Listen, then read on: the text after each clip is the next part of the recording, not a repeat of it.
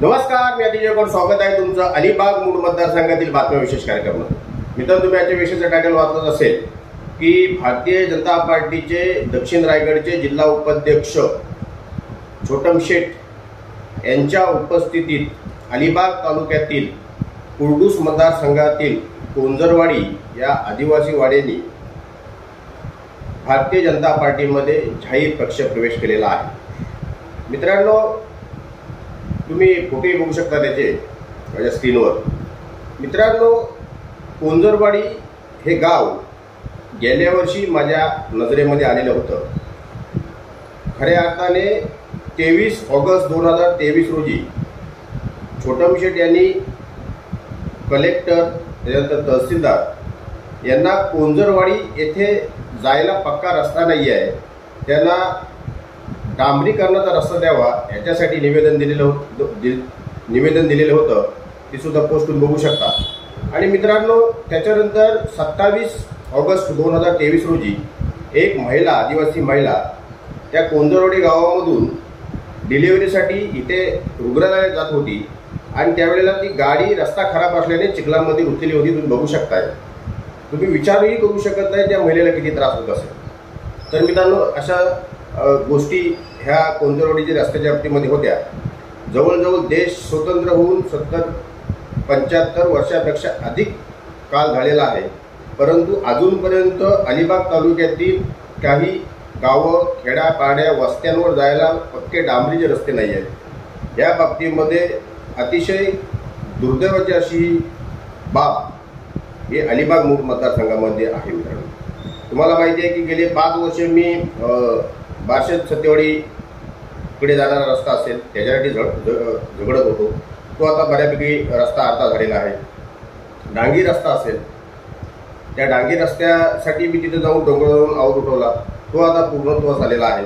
रामराज रस्ता असेल, तो आता जवळजवळ झालेला आहे.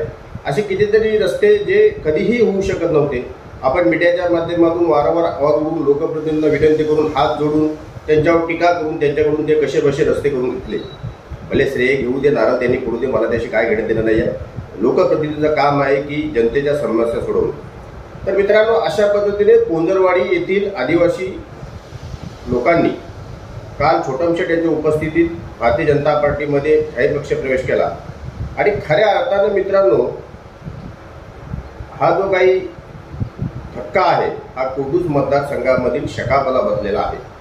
कुर्डूस मतदारसंघाच्या तिथल्या जिल्हा परिषद सदस्या चित्राताई पाटील आहेत.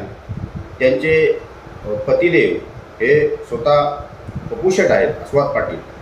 त्यांच्या मतदारसंघामध्ये अशा पद्धतीने त्यांच्याच पक्षातून बाहेर गेलेला एक व्यक्ती भारतीय जनता पार्टीमध्ये प्रवेश करतो आणि त्यांचेच मतदार आपल्या पक्षामध्ये घेऊन शकापची मतं कमी करतो. ह्याच्यापेक्षा दुर्दैवाची गोष्ट मित्रांनो काही नाही आहे. चित्राताई सांगत असतील की माझ्या मतदारसंघामध्ये विकास केला. जर तुम्ही तुमच्या मतदारसंघामध्ये विकास केला असेल तर अशा पद्धतीने तुमची लोक तुम्हाला सोडून हे दुसऱ्या पक्षामध्ये का चाललेली आहेत याचा त्यांनी अभ्यास करायला पाहिजे, आत्मचिंतन करायला पाहिजे. आणि खऱ्या अर्थाने 2019ला सर्व जिल्हा परिषद मतदारसंघ हे मायनसमध्ये गेलेले असताना कुर्डूस हा एकच असा जिल्हा परिषद मतदारसंघ होता जो 2000 मताधिक्य घेऊन पंडित पाटील यांना पुढे गेलेला होता. परंतु लोकसभेमध्ये आताच्या 2024च्या लोकसभेमध्ये मित्रांनो पाहिलं तर कुर्डूस मतदारसंघ हा सुद्धा मायनस गेलेला आहे. आणि ही अतिशय खेद आणि दुःख व्यतीत करणारी गोष्ट आहे. मागच्या वेळेला आपण पपुशेठ यांच्यावर आधारित एक व्हिडिओ बनवलेला होता की कशा पद्धतीने त्यांना सुनील तटकरे यांनी त्यांच्या स्वर्गीय मातुश्री यांचं, मीनाक्षी पाटील यांचं नाव घेतलेलं होतं. आणि त्याच्यानंतर पंडित पाटील यांनी खेद व्यक्त केलेला होता की अशी व्यक्तीच जे आहेत नाही तिचं नाव कशासाठी घ्यायचं. परंतु त्याच्यावर पपुशेठ यांनी एक चकार शब्दही काढला नाही. तर मित्रांनो, अशा पद्धतीने ही शेतकरी कामगार पक्षाला उतरती कळा का लागलेली आहे याचा अभ्यास शेतकरी कामगार पक्षाचे वरिष्ठ नेते कधी करतील देव जाणो. परंतु छोटम शेठ मित्रांनो, तुम्हाला चांगल्या पद्धतीने माहिती आहे की महायुतीमधून त्यांना सीट मिळणार नाही. ती सीट ही कोणाच्या वाट्यात जाईल? आमदार महेंद्र दळवी यांच्या.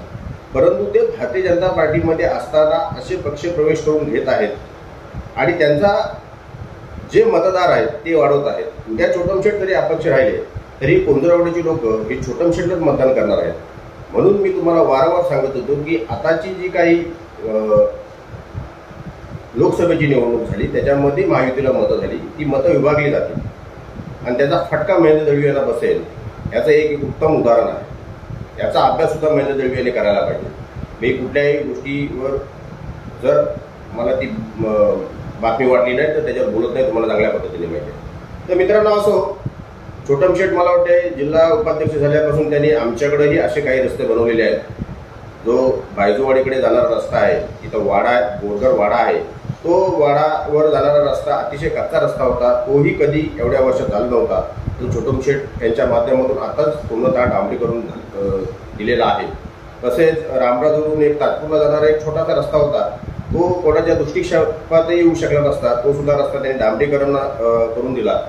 मी तिथे नेहमी सनसेट बघायला भुनगला जात असतो आणि मला वाटायचं की इथं हा मातीचा रस्ता आहे, इथून जरा चढण होती, आपण कोसळू शकतो, पावसाळ्यामध्ये इथून आपण जाऊ शकत नाही, परंतु तो रस्ता सुद्धा अचानक छोटम शेठ यांच्या माध्यमातून कसा झाला मला सुद्धा माहिती नाही।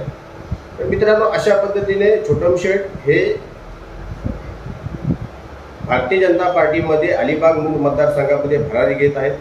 आणि मी तुम्हाला पहिलेही म्हटलं होतं की छोटम शेठ एक हा लोकप्रिय नेता आहे, जनमत असलेला नेता आहे, लोक त्यांच्याकडे आकर्षली जातात, त्याला एक नेता म्हणून लोक त्यांच्याकडे बघतात, एक लीडर म्हणून त्यांच्याकडे लोक बघतात। आणि निश्चितच मित्रांनो, अशा पद्धतीचा लोकांची जेवढी मानसिकता होते त्यावेळी तो उमेदवार आमदारही होतो, ते स्वतः दोनदा जिल्हा परिषद सदस्यही झालेले आहेत रायगड जिल्हा परिषदेचे। तर मित्रांनो, अशा पद्धतीने एक छोटीशी बातमी दिली की कोंजरवाडी गावातील नागरिकांनी छोटम शेठ यांच्या उपस्थितीत प्रवेश केलेला आहे। आणि मला निश्चितच वाटते की त्यांनी त्या रस्त्याचं आश्वासन दिलेलं असणार आणि तो रस्ता मला वाटते सध्या पावसाला आहे, परंतु रस्ता त्यांनी तो मंजुरी करून आणला असेल आणि नंतर तो रस्त्याचं मला वाटतं पावसाळ्यानंतर 100% ते काम करतील आणि त्याच्यामुळेच कोंजरवाडीच्या आदिवासी लोकांनी त्यांच्यावर विश्वास ठेवून जाहीर भारतीय जनता पार्टीमध्ये पक्षप्रवेश केलेला आहे। मित्रांनो, अशा पद्धतीने शकापाला धक्क्यावर धक्के हे बसायचे काही कमी होत नाही। एकीकडे आमदार महेंद्र दळवी यांच्या नेतृत्वाखाली शकापाची लोक तिथे वारंवार पक्षप्रवेश करत आहेत आणि आता त्याला सुरुंग लावायला छोटम शेठही पुढे सरसावलेले आहेत। दोन्ही युतीचे पक्ष आहेत आणि दोन्हीही शकापाला त्यांच्या शकापाच्या बँक अकाउंटमध्ये जी रक्कम आहे ती खटखट कमी करत चाललेले आहेत। त्यांचे बँक बॅलन्स म्हणजे त्यांचे मतदार कमी करत चाललेले आहेत। मित्रांनो, अशा पद्धतीने छोटम शेठ जर का येणाऱ्या विधानसभेच्या निवडणुकीच्या अगोदर पुढे सरसावायला लागले तर शकापा आणि बाकी ज्यांची सगळ्यांची डोकेदुखी वाढेल। परंतु मित्रांनो, अशा पद्धतीने जर का कुठल्या पक्षाची मतं कमी होत असेल तर ते शकापाची होत आहेत, कारण की मित्रांनो, महायुतीतला पक्ष म्हणून ते शिवसेना शिंदे गटाच्या मतदारांना आपल्या पक्षामध्ये प्रवेश करून घेऊ शकत नाही। त्याच्यानंतर महेंद्र दळवी हे भाजपच्या लोकांना आपल्या पक्षामध्ये पक्षप्रवेश करून घेऊ शकत नाही। मित्रांनो, राहिला तो शकापला दोन्ही लोक दोन्ही हाताने सढळ हाताने खाली करत चाललेले आहेत, परंतु शकाप त्या शिंदे गटातल्या किंवा भारतीय जनता पार्टीतल्या लोकांना असा काय मोठा पक्षप्रवेश करून घेताना दिसत नाही आहे। मागे पण आपण बघितले की लोकसभेच्या निवडणुकीच्या पार्श्वभूमीवर आमदार महेंद्र दळवी यांच्या नेतृत्वाखाली आग्रा वगैरे असतील, इथल्या लोकांनी भरपूर लोकांनी शिंदे गटामध्ये शकापाचा प्रवेश केला। त्याच्यामुळे शकापाने याचं आत्मचिंतन करायला पाहिजे की आपण असं का कमी पडतोय की आपली लोक आपल्याला सोडून चाललेली आहेत आणि त्याचा फटका येणाऱ्या कार्यकालामध्ये शकापाला विधानसभेच्या निवडणुकीमध्ये बसू शकतो। मित्रांनो, त्यांचे जे काही घरातील नेते मंडळी आहेत त्यांनी याचा विचार करायला पाहिजे।